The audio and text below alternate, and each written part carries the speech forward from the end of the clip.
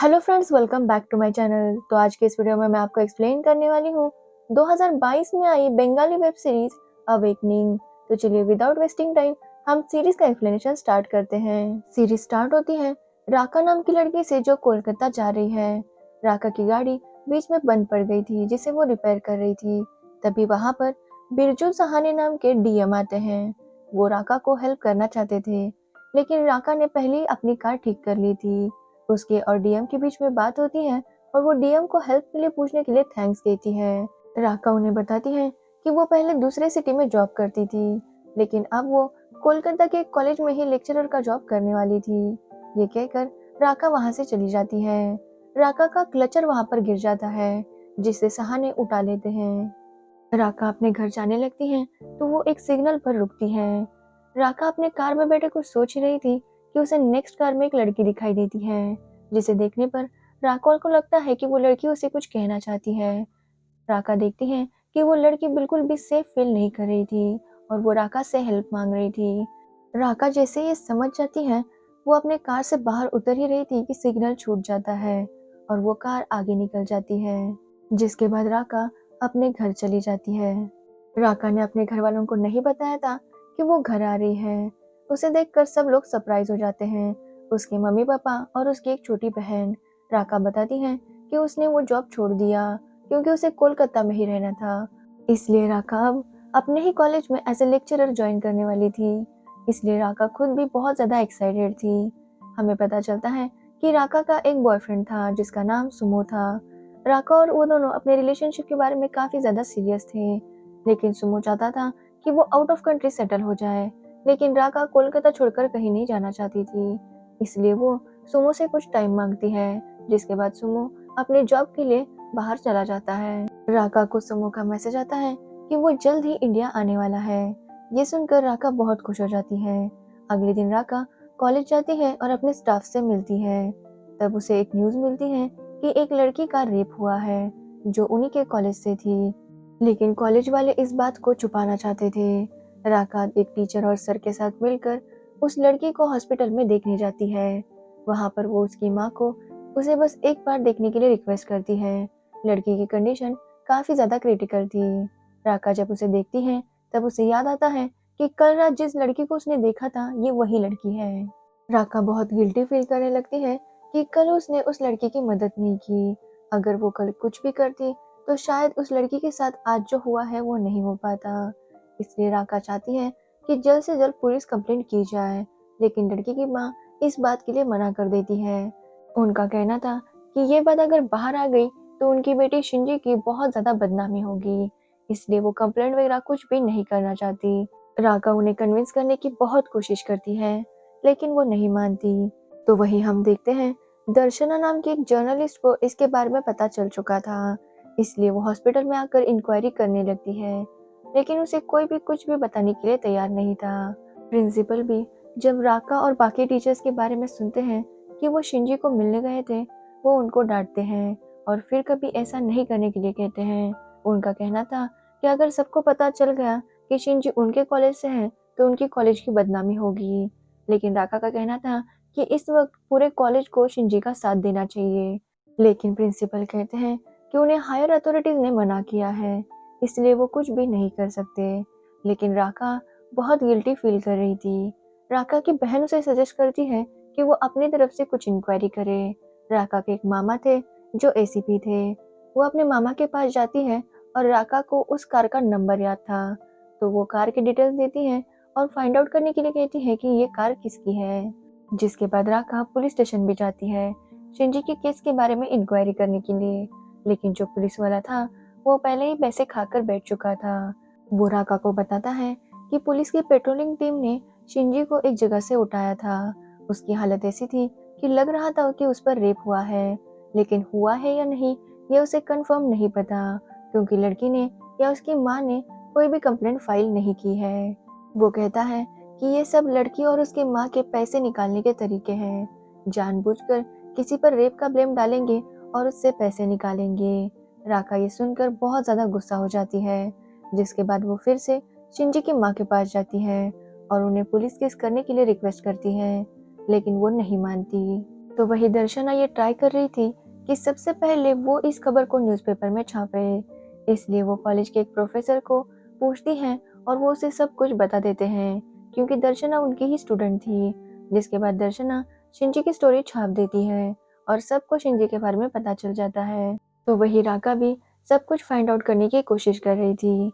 उसे पता चलता है कि शिंजी का ऑर्फेस नाम का एक बॉयफ्रेंड है जो भी शिंजी के लिए बहुत ज्यादा परेशान था।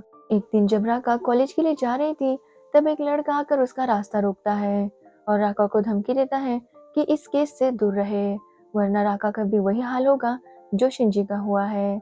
लेकिन राका उससे डरती नहीं और उसे थप्पड़ मार देती है जिसके बाद वो लड़का वहां से भाग जाता है।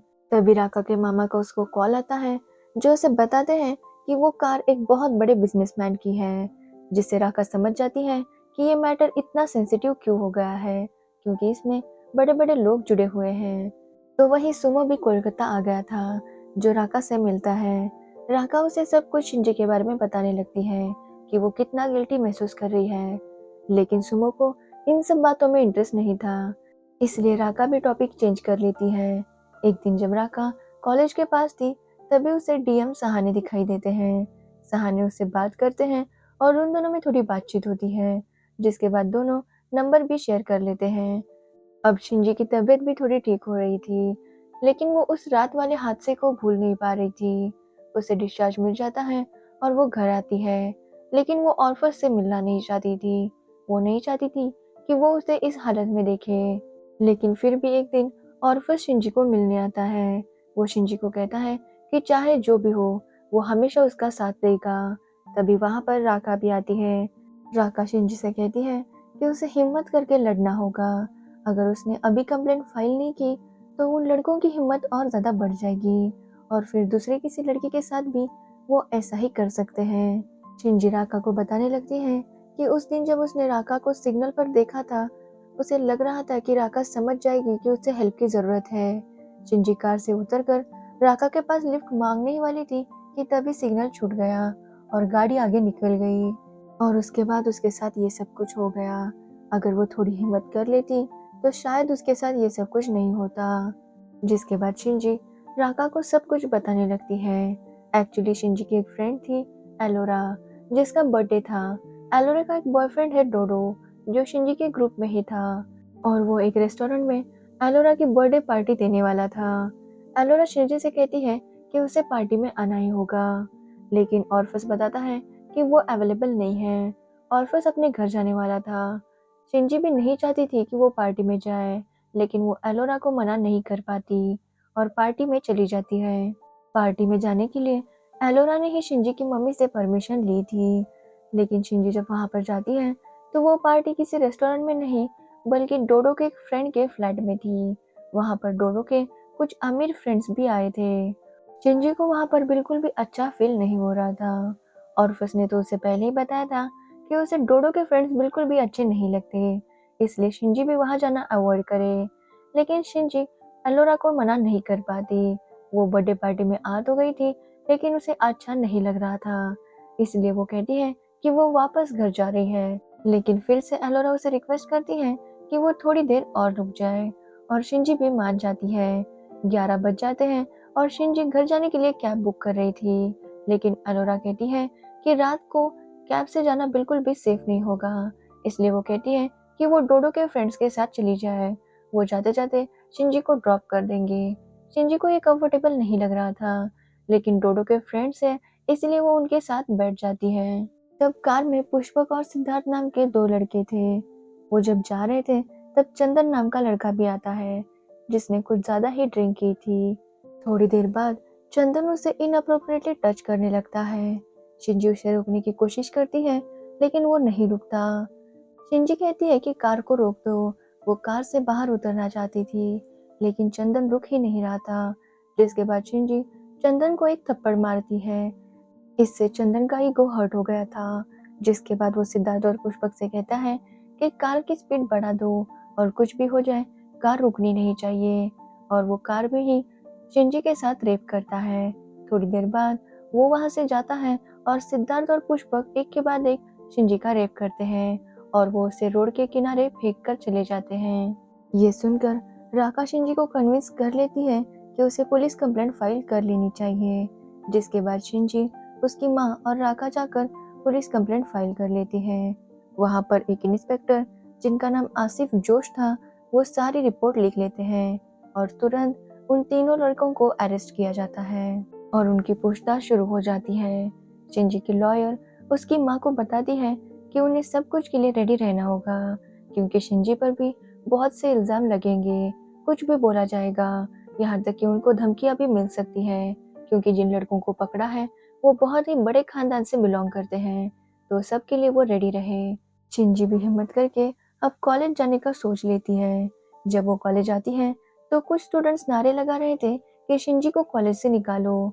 जब वहाँ पर प्रिंसिपल और बाकी सारे प्रोफेसर्स आते हैं तब पता चलता है कि ये स्टूडेंट्स तो उनके कॉलेज के थे ही नहीं, किसी ने उन्हें पैसे देकर वहाँ पर भेजा होगा। लेकिन शिंजी के फ्रेंड्स और उसके टीचर्स उसे बहुत सपोर्ट करते हैं, जिससे शिंजी थोड़ा बेटर फील करने लगती है। तो वही ऑर्फस भी शिंजी के साथ हमेशा था। वो शिंजी को कहता है कि वो अभी भी उससे उतना ही प्यार करता है जितना पहले करता था। शिंजी को ऑर्फस का बहुत ज़्यादा सपोर्ट मिलता है। तो वही शिंजी की केस कोर्ट में शुरू हो जाती है। शिंजी की लॉयर जज के सामने शिंजी की मेडिकल रिपोर्ट्स वगैरह रख देती है, जिससे साबित हो जाता था कि शिंजी का रेप हुआ है। लेकिन अपोजिट टीम का लॉयर ये कहता है कि इन लड़कों ने सिर्फ शिंजी को कहीं पर ड्रॉप किया था, जिसके बाद किसी ने शिंजी पर रेप किया होगा। वो बताता है कि शिंजी उन लड़कों से पैसों की डिमांड कर रही थी। ये सुनकर लड़के डर गए और उसे कार में से बाहर निकाला, जिसके बाद किसी ने शिंजी के साथ रेप किया होगा और शिंजी अब सारा इल्जाम इन तीनों पर डाल रही है। लेकिन शिंजी की लॉयर कहती है कि इनकी गाड़ी को भी टेस्टिंग के लिए भेजा जाए, जिससे सब कुछ क्लियर हो जाएगा। लेकिन अपोजिट लॉयर उसके लिए मना कर रहा था, लेकिन जज इसकी परमिशन दे देते हैं। वो कार को फॉरेंसिक लैब भेजने के लिए कहते हैं। कार की पूरी टेस्टिंग से सब कुछ पता चल जाएगा। राका फिर से सुमो से मिलती है।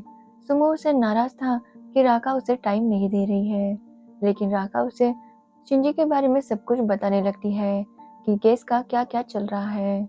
लेकिन सुमो को इस बार भी उस बारे में सुनने में कोई भी इंटरेस्ट नहीं था।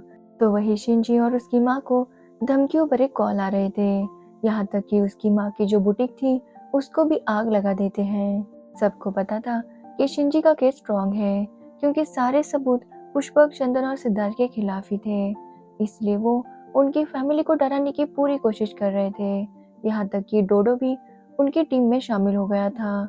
वो भी ऑर्फस को डराने की कोशिश करता है, लेकिन ऑर्फस उसकी बात नहीं मानता। तो वही जो जर्नलिस्ट दर्शना थी, जिसने शिंजी का केस सबके सामने लाया था, वही शिंजी को कह रही थी कि वो इस केस को पीछे ले, क्योंकि वो लोग बहुत बड़े हैं और थोड़े पैसे लेकर मामला सेटल कर दे। शिंजी उसे डांटती है और उसकी बातों को इग्नोर कर देती है, लेकिन शिंजी को थोड़ा सा डर लग रहा था। अगले दिन हमें पता चलता है कि ऑर्फस ने सुसाइड किया है, जिसके बाद शिंजी के केस की हियरिंग थी। वहाँ पर शिंजी को अपोजिट लॉयर बहुत सारे क्वेश्चंस पूछते हैं, जैसे कि उसके साथ जब रेप हो रहा था तब उसने आंखें खुली रखी थी या बंद, उसके शरीर पर कितने कपड़े थे, अगर वो शरीफ घर से बिलोंग करती हैं तो इस तरह रात को बाहर रहना उसे शोभा देता है या नहीं, क्या वो हर वक्त किसी भी लड़कों के साथ कार में बैठ जाती है। इस तरह से शिंजी के कैरेक्टर पर बहुत सारे सवाल उठाते हैं। तो वही शिंजी की लॉयर भी बहुत सारे सबूत पेश करती है, जैसे कि जिस कार में शिंजी का रेप हुआ था वो कई सीसीटीवी कैमरास में रिकॉर्ड हो गई थी, जिससे ये पता चल गया था कि उन तीनों ने जो बयान दिया था वो झूठ था। उन तीनों ने कहा था कि उन्होंने शिंजी को रोड पर ही उतारा और वो तीनों अपने अपने घर चले गए। लेकिन जब उनकी मोबाइल का लोकेशन निकाला गया तो वो तीनों का लोकेशन एक ही था, जहाँ पर शिंजी का रेप हुआ था। लेकिन अपोजिट लॉयर कहते हैं कि मोबाइल का लोकेशन 100% एक्यूरेट नहीं होता और शिंजी के केस में अगली डेट मिल जाती है। जब वो सब लोग कोर्ट के बाहर रुके थे तभी वहां पर ऑर्फस की बॉडी भी लेकर आते हैं, जिसे पोस्टमार्टम के लिए भेजा गया था। शिंजी मीडिया वालों के सामने इन तीनों से कहती है कि ऑर्फस को मारकर इन तीनों ने साबित कर दिया कि अपने आप को बचाने के लिए ये किसी भी हद तक जा सकते हैं। कल वो उसकी माँ को या शिंजी को भी मार सकते हैं, लेकिन वो कहती है कि अब उसे किसी भी चीज़ का डर नहीं है। अगर उन्होंने उसे मार भी दिया तो भी उसे फर्क नहीं पड़ता, लेकिन वो इस केस के अंत तक जाएगी। वो ऑर्फस की बॉडी की कसम खाती है और कहती है कि जब तक उन तीनों को सजा नहीं हो जाती वो बिल्कुल भी नहीं रुकेगी। और यहीं पर ये सीरीज एंड हो जाती है। इसके सीजन 2 के बारे में अभी तक कोई भी अपडेट नहीं आई, लेकिन जैसे ही सीजन 2 आ जाएगा मैं उसका भी एक्सप्लेनेशन आपके साथ ज़रूर शेयर करूँगी। अगर आपको इस सीरीज का एक्सप्लेनेशन अच्छा लगा हो तो वीडियो को लाइक कमेंट शेयर ज़रूर करना और मेरे चैनल को सब्सक्राइब करना बिल्कुल मत भूलना। Thanks for watching the video.